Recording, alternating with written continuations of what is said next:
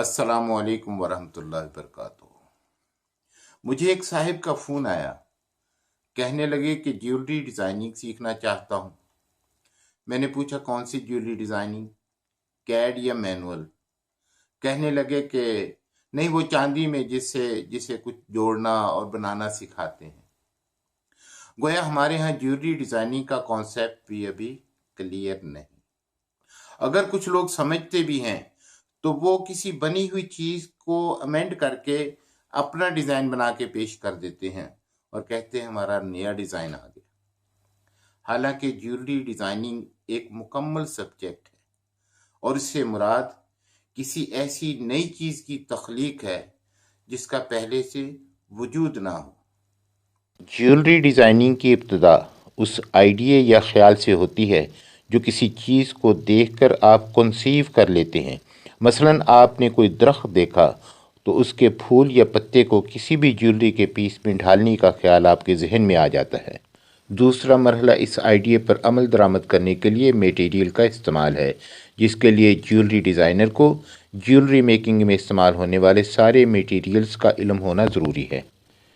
یہ کہ جیولری میں کون کون سی دھاتیں استعمال ہوتی ہیں اور ان کے کلرز کیا کیا ہیں، اور اسی طرح سے کون سے سٹون اور کس کس کلر کے استعمال ہوتے ہیں اور ان کی شیپس کیسی کیسی ہیں، ان سب چیزوں کا جاننا ضروری ہے۔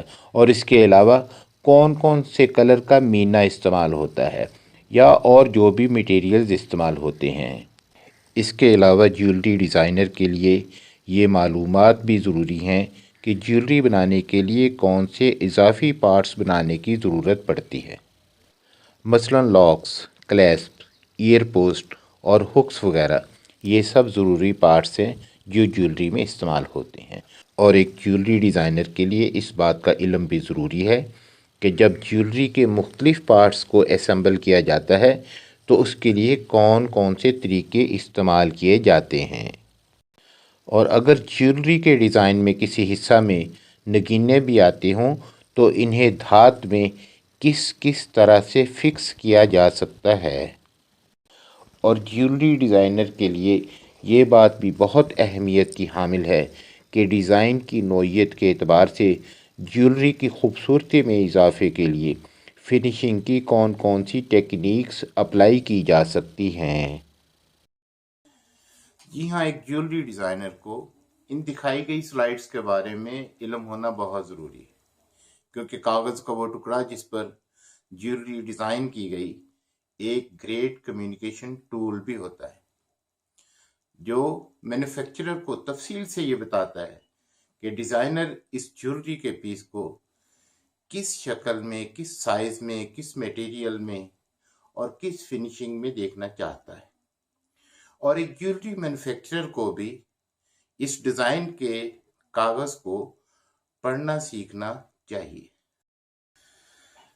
ہمارے ہاں کمیونیکیشن سکل کی بہت شدید ضرورت ہے، کیوں کہ کمیونیکیشن گیپ کی وجہ سے آپ کاریگر کے سر پہ بھی کھڑے ہوں تو وہ آپ کے ڈیزائن کا بیڑا غرق کر دیتا ہے، بلکہ یوں کہتا ہے کہ سر جی تہنوں کی پتا، اسی استاداں دی مار کھادی ہے۔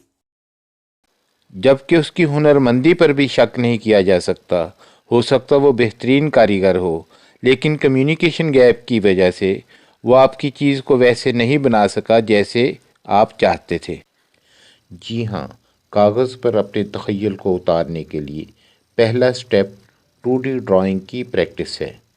اس کے لیے لیڈ پینسل کا انتخاب، پینسل کو پکڑنے اور چلانے کی فری ہینڈ مشق کرنے کے ساتھ ساتھ 2D آبجیکٹ کی ڈرائنگ بھی ضروری ہے۔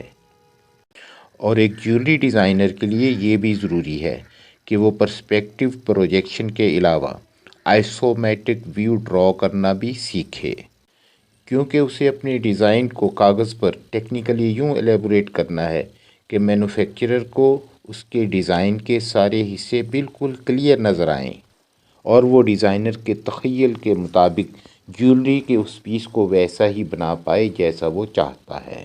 اور اس کے بعد شیڈنگ اور رینڈرنگ کی اہمیت سے کون انکار کر سکتا ہے، جس کے بغیر یہ سبجیکٹ مکمل ہو ہی نہیں سکتا۔ اور یہ شیڈنگ اور رینڈرنگ ہی کی مہارت ہوتی ہے جس سے نقل پر اصل کا گمان ہوتا ہے۔ مجھے امید ہے کہ جیولری ڈیزائننگ کا کانسیپٹ کلیئر ہو چکا ہوگا۔ اگلے پروگرام تک کے لیے اجازت دیجیے۔ اللہ حافظ۔